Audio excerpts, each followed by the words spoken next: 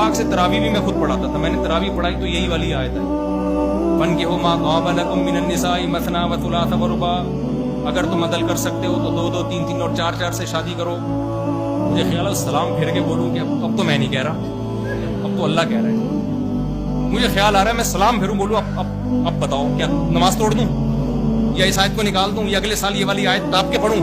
کب تک چھپو گے پیڑوں کی آڑ میں؟ کبھی تو ملو گے لنڈا بازار میں. حقیقت ہے بھائی, کبھی نہ کبھی.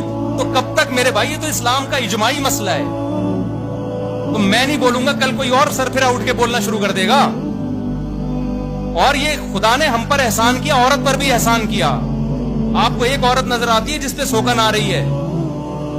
کروڑوں لاکھوں عورتیں جن کو جو شوہر سے محروم ہو چکی ہیں, جو ملازمتیں کر رہی ہیں, باس ان سے ناجائز فائدے اٹھا رہا ہے, ان کے امپلائی ان سے ناجائز فائدے اٹھا رہے ہیں ان کی مجبوریوں سے. ایسی ہزاروں لاکھوں عورتیں ہیں, زندگیاں برباد ہو گئیں. ان کو آپ تھوڑی سوچو گے کیونکہ وہ آپ کا ہیڈک نہیں ہے, اللہ سوچے گا کیونکہ وہ اللہ کی مخلوق ہے. اس لیے اللہ ہم سے پوچھ کے قانون نہیں بناتا, اللہ قانون خود بنا کے ہمیں بتا دیتا ہے یہ قانون ہے, اس کو فالو کرنا ہے تم نے.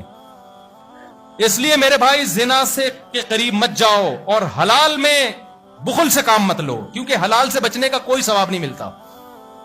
ایک آدمی کہتا ہے میں نے چونکہ ایک شادی کر لی ہے, میں دوسری کی ضرورت نہیں ہے. مجھ سے لوگ کہہ رہے ہوتے ہیں ضرورت نہیں. میں کہہ رہا ہوں آپ کو ضرورت نہیں, قوم کو تو ضرورت ہے نا, عورتوں کو تو ضرورت ہے.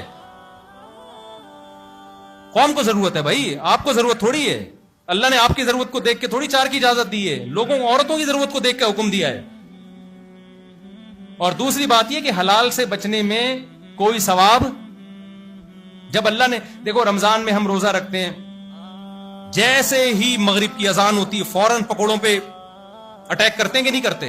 کیونکہ پتہ ہے اب تک تو صبر پہ ثواب مل رہا تھا, اب صبر پہ کوئی ثواب نہیں ملے گا. تو یہ مطلب جب اللہ کی طرف سے پابندی تھی, کوئی انٹی جا رہی ہیں دیکھنے پر بھی پابندی لگا دی, مت بری نیت سے دیکھو. لیکن اللہ نے کہا کہ اگر اسی کو پیغام بھیجنا چاہتے ہو تو صرف جائز نہیں ہے بلکہ پیغمبروں کی سنت ہے, یہ بھیجو پیغام بھائی. اب اس میں ابا رکاوٹ بن رہے ہیں, ماموں رکاوٹ بن رہے ہیں اور پڑوسی رکاوٹ بن رہے ہیں, ایسی کی تیسی جاؤ. تو اسٹائل یہی ہونا چاہیے. میں آپ کو اس لیے ٹرین کر رہا ہوں کیونکہ میں تباہی والے, دیکھو اگر ہم نے اس کو اپنی سوسائٹی میں پروموٹ نہیں کیا نا, ہمارا انجام وہ ہوگا جو گورے کا انجام ہوا ہے. کیونکہ یہ بیانات سے نہیں حل ہوگا. جب نکاح ہی نہیں ہوگا عورت کا تو کب تک نظر کی حفاظت کرے گی, کب تک وہ مسائل, اس کو تو زنا کی طرف جائے گی وہ. جبکہ میڈیا بھی اس کو زانی بنا رہا ہے, ٹک ٹاکر پہ لڑکیاں بھی اس کو زانی بنا رہی ہیں, کیسے بچے گی وہ؟ ابھی جو میں نے واقعہ سنا ہے, ایک لڑکی 25 سال میں بیوہ ہوئی, 3 بچیاں اس کی, اس کا حل کیا زکات اور فطرانے ہیں؟ تو اس کا حل یہی ہے کہ اس کو کسی کے حوالے کیا جائے اور اسی کے خاندان کے, تاکہ اس کی بچیاں نہ رولیں. اگر کوئی اجنبی آدمی شادی کرتا ہے نا تو عورت کو اپنی فکر سے زیادہ اس سوتیلے باپ سے اپنی بیٹیوں کو بچانا مشکل ہو جاتا ہے کہ میں کیسے نظر رکھوں, یہ پتہ نہیں کوئی ہوس کی نظریں نہ ڈالنا شروع کر دے بچیوں پہ. تو اس لیے میرے بھائی ہم کس کے پابند ہیں؟ خدا کے. سوسائٹی کی ایسی کی بولو تیسی جاؤ, ہمیں خدا نے اجازت دی ہے تو کون ہوتا ہے کسی کا باپ روک کے دکھایا. یہ اسٹائل ہونا چاہیے آپ کا, کیونکہ جب آپ کرنے لگو گے نا تو سب کا باپ روکے گا آپ کو. آپ کا باپ بھی روکے گا, باقی ہوگے. ابا سے بولو ابا آپ کے حقوق ہیں میں پورے کروں گا, لیکن نکاح کے معاملے میں مجھے پرمیشن کس نے دی ہے؟ جس خدا نے مجھے کہا ہے نا آپ کے سامنے اف نہیں کہنا, اسی خدا نے مجھے کہا ہے کہ اگر چاروں میں برابری کرتے ہو, حقوق پورے کرتے ہو تو کتنی کرو؟ 4. کوئی نہیں پوچھے گا تم سے. موسیٰ علیہ السلام کی 4 بیویاں یار, کلیم اللہ تھے اللہ کے. سلیمان علیہ السلام کی تو 100 بیویاں تھیں, پیسہ بہت تھا تو 100 رکھ لی انہوں نے. اب ہمیں اجازت نہیں ہے آپ کہیں 100 اور پھر آپ 100 افورڈ بھی نہیں کر پاتے, کیونکہ آگے آپ سمجھدار ہیں. تو اور یہ دماغ سے نکال دو, لیکن حقوق بھی پورے کرنے ہیں. میں نہیں کہہ رہا کہ ایسی لٹکا کے چھوڑ دو ان کو. تو اس لیے میں نوجوانوں کو کہہ رہا ہوں کہ مت سنو, زنا سے بچو میرے بھائی, برائی نہیں کرو. حلال میں اللہ نے آپ کے پاس آپشن رکھا, غیر مسلموں نے حلال کا آپشن جب اپنی سوسائٹی سے ختم کیا تو ولد الزنا, بچوں کی بھرمار ہو گئی. چاہتے ہو کل یہی ہو تمہاری سوسائٹی کے ساتھ؟ نہیں چاہتے تو بالکل جو اسلام نے کہا ہے اس کو فالو کرو. اللہ سمجھنے کی عمل کی توفیق عطا فرمائے. اور میں آخری بات جو میں نے کہا تھا نا, ایک مسئلہ دیکھو, مسئلہ یہ ہے کہ ہماری قوم نا تکلفات میں خود اپنا بھی بیڑا غرق کرتی ہے, دوسروں کا بھی. اب جیسے پانی یہاں رکھا ہوا ہے تو میرا دل چاہے گا میں پی لوں گا نا, ہر تھوڑی دیر میں آدمی مجھ سے پانی پلاؤں, مجھ سے پانی پلاؤں. یہ تکلفات چھوڑ دو بالکل, سمجھ رہے ہو؟ مہمان آیا, آپ نے گھر میں کھانا سامنے لا کے رکھ دیا, اس کی مرضی کھا لے, اس کی مرضی نہ کھائے. 1 کوفتہ کھائے, 2 کوفتے کھائے, پلیٹوں میں اٹھا کے ڈالو نہیں. یہ دیکھنے میں اخلاق بہت اچھے لگتے ہیں لیکن یہ صرف تکلفات ہیں. तुम मेहमान से पैसे थोड़ी ले रहे हो कोफ्तों के, तो वो अपनी मर्जी से जितना खाना होगा खा लेगा ना। इतनी बड़ी टेंशन है ना हमारे, मेरे लिए। जहां जा रहे हैं चाय पिलाऊं, सब आपको जूस ले आऊं मैं? अबे नहीं, जूस नहीं। लस्सी ले आऊं? नहीं लस्सी नहीं। आइसक्रीम ले आऊं? नहीं आइसक्रीम। अच्छा फिर खाना ले आऊं? मेरा दिल चाहता है इसको पकड़ के अब कूट दूं मैं। यार मैं भी तो मुंह है ना, अल्लाह ने मुझे भी मुंह दिया है, मैं जो खाना होगा बोल दूंगा, मुंह से फूट दूंगा। यार इतना ज्यादा लोग टेंशन देते हैं। दे तो मोहब्बत रहे, फिर मोहब्बत में कूट भी नहीं सकते ना अगला तो। लेकिन ये हमारे यहां गोरों में ये चीज बड़ी अच्छी है। मैंने कहा ना गोरों में सारी चीजें बुरी नहीं है, कॉन्सेप्ट गलत है, लेकिन कुछ चीजें बड़ी अच्छी हैं। उनके यहां ये तकल्लुफात नहीं है, ये चीजें नहीं है उनके यहां। एक दफा वो तो पूछते ही नहीं, वो ना वहां तो अपना अपना खर्चा चल रहा है। लेकिन अगर पूछेंगे भी ना तो ये हमारे वाले तकल्लुफात नहीं है। पूछ पूछ के बंदे को मार दो।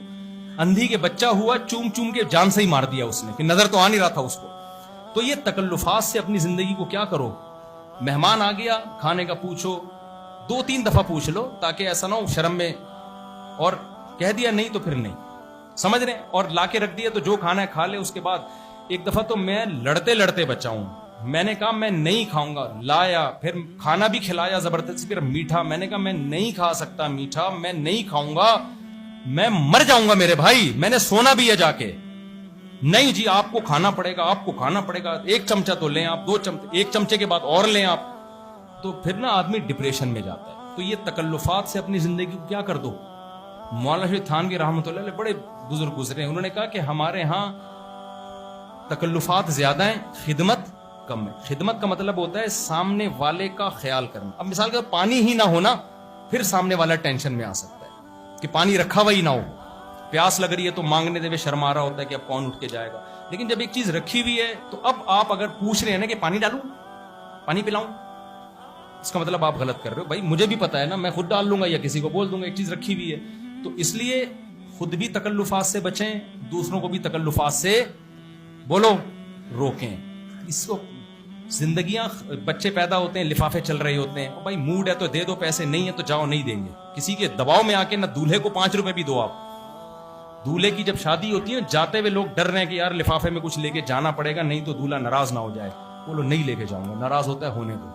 हदिया वो होता है जो अपनी खुशी से होता है, जाओ भाड़ में, हमारी ऐसी की तैसी।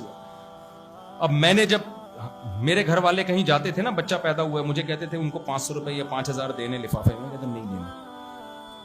घर वाले कहते थे वो क्या सोचेंगे, मैंने कहा भाड़ में जाए, सोचते रहे। हमने दूसरी जब की थी तो उस वक्त नहीं सोच रहे थे लोग कितना बुरा सोच रहे थे। भाई हमारी मर्जी यार, जब हमारा मूड होगा हम देंगे, किसी के मशवरे पे या कल्चर की वजह से थोड़ी हम देंगे।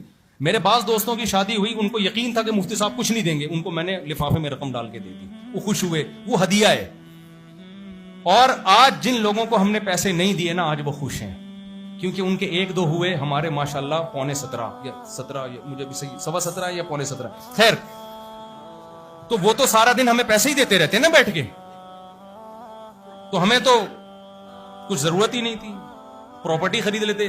तो वो आज खुश हैं कि ना मुफ्ती साहब ने हमारे बच्चों पे हमें कुछ दिया, ना इनके बच्चों पे हमें कुछ देना है, वरना आज उनका बेड़ा गर्क हो जाता, हर थोड़े दिन बाद लिफाफा आ रहा होता। तो ना, जब मैं पहली शादी हुई थी, मैं जब दूल्हा बना था, मैंने लोगों को दावतनामे पे लिख दिया कि मुझे कोई गिफ्ट न दे, लिफाफे में कोई पैसे न लेकर आए। तो सिर्फ एक बूढ़े बाबा थे, वो जबरदस्ती दिए तो उनके इकराम में ले लिए, वरना पाबंदी लगा दी। आज वो खुश हैं कि अगर हम दे देते ना तो फिर ये तो बार बार देते ही रहने हैं, खत्म ही नहीं हो रहे मुफ्ती साहब तो, ठीक है ना। अब जब भी वो आते हैं तो उनको पता है फ्री में जाना है, खाना खा के वापस आना है। तो भाई जिंदगी सुकून की गुजारो, खुद भी टेंशन में नहीं रहो, दूसरों को भी टेंशन मत दो। ये लिफाफे बाजियां, वलीमों में, शादियों में पाबंदियां लगाओ इनके ऊपर, ऐसी की तैसी यार, फिर बच्चे स्पीड से पैदा करो, तो आपका सारा खर्चा इसी पे होगा, इधर उधर देना नहीं पड़ेगा। सुभानकल्लाह व बिहम्दिका, अशहदु अल्ला इलाहा इल्ला अंता, नस्तगफिरुका व नतूबु इलैक। अल्हम्दुलिल्लाहि रब्बिल आलमीन।